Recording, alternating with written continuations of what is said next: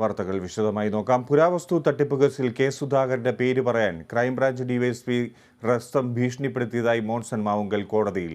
പേര് പറഞ്ഞില്ലെങ്കിൽ ഭാര്യയും മക്കളും ജീവനോടെ ഉണ്ടാകില്ലെന്ന് ഡിവൈഎസ്പി പറഞ്ഞതായാണ് മൊഴി. അതേസമയം കെ സുധാകരന് വിശ്വസ്തൻ എബിൻ സാക്ഷികളെ സ്വാധീനിക്കാൻ ശ്രമിക്കുന്നതായി തട്ടിപ്പ് കേസിലെ പരാതിക്കാരൻ ഷമീർ പ്രതികരിച്ചു.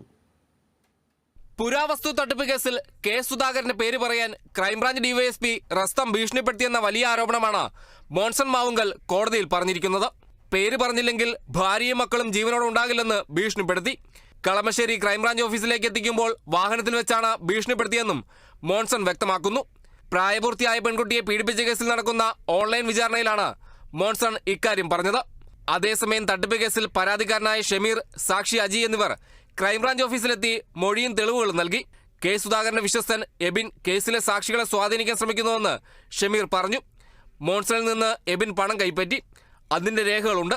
പണം കൈപ്പറ്റിയത് സുധാകരന് വേണ്ടിയാണെന്നും ഷമീർ പറയുന്നു.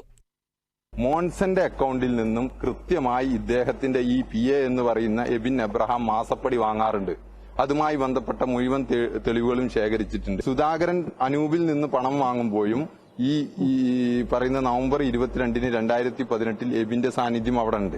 കൂടാതെ അവിടെ 8 തവണ സുധാകരൻ വന്നപ്പോഴും അദ്ദേഹത്തിന്റെ കൂടെ ഇദ്ദേഹമുണ്ട്. മോൺസന്റെ അക്കൗണ്ടിൽ നിന്ന് മാത്രമല്ല, മോൺസന്റെ ജീവനക്കാരനായ ജോഷി, അജിത്ത്, ജെയ്സൺ, അതേപോലെ മറ്റ് 2 സ്റ്റാഫുകളുടെ അക്കൗണ്ടിൽ നിന്നും കൃത്യമായി ഇദ്ദേഹം പണം കൈപ്പറ്റിയിട്ടുണ്ട്.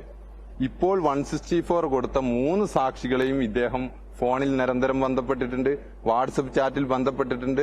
എറണാകുളം ഗസ്റ്റ് ഹൌസിൽ ഇദ്ദേഹം കാത്തു നിൽക്കുന്ന ഫോട്ടോ ഉൾപ്പെടെ അയച്ചു കൊടുത്തുകൊണ്ട് 164 കൊടുത്ത മുൻ ഡ്രൈവർ അജിത്തിനെ വിളിക്കുന്ന വാട്സപ്പ് ചാറ്റുകൾ വരെയുണ്ട്. മോൺസന്റെ വക്കീലിനെ ഏർപ്പാടാക്കി കൊടുക്കുന്നത് വരെ ഈ എബിൻ എബ്രഹാം എന്ന് പറഞ്ഞ വ്യക്തിയാണ്.